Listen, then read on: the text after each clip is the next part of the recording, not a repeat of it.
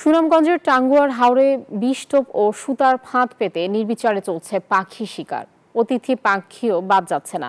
গবেষকরা বলছেন পাখির সুরক্ষায় দ্রুত আইন প্রয়োগ করতে হবে, গড়ে তুলতে হবে জনসচেতনতা। হাওরে দিন দিন পরিযায়ী পাখির সংখ্যা কমে যাওয়ায় উদ্বেগের কথা জানাচ্ছেন তারা। বুরহান উদ্দিনের পাঠানো তথ্য ছবিতে ডেস্ক রিপোর্ট। অতিথি পাখির আশ্রয় কেন্দ্র সুনামগঞ্জের টাঙ্গুয়ার হাওর, কিন্তু এই বিস্তীর্ণ জলাভূমি পাখিদের অভয়ারণ্য হিসেবে গড়ে তোলা যায়নি এখনো। রাতের বেলায় বিষটোপ ও সুতার ফাঁদ ফেলে পাখি শিকার চলছে নির্বিচারে। হাজারো মাইল দূর থেকে আসা পরিযায়ী পাখির সংখ্যা হাওরে দিন দিন কমছেই, সঙ্গে কমেছে পর্যটকের আনাগোনাও।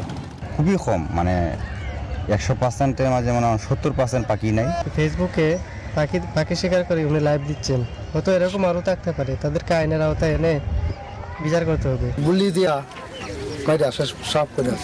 গবেষকরা বলছেন হাওরে পানি কমে যাচ্ছে, অনেকে হাঁস পালন করছেন, গবাদি পশু পালনও বেড়েছে।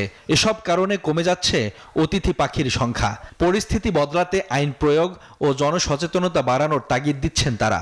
প্রধান কারণ হলো এই হাঁস পালনকারী এবং এই গোচারণ যারা বানাইছে, তার পাশাপাশি হলো এই হাওরের পানির গভীরতা কমে গেছে। এই যে পাখি নিধন অবাধে চলছে, বাজারে বিক্রি হচ্ছে, এগুলা আইন প্রয়োগকারী সংস্থা সহ আইনের প্রয়োগ হওয়া একান্ত দরকার।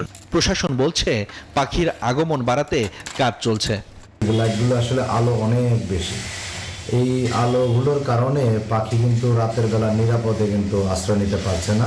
একেবারেই জিরো টলারেন্স নীতি অবলম্বন করবে, কেউ যাতে পাখি অবৈধভাবে অতিথি পাখিদের হত্যা করতে না পারে।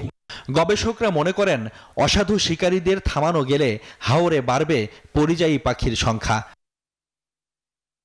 Desk report, news 24।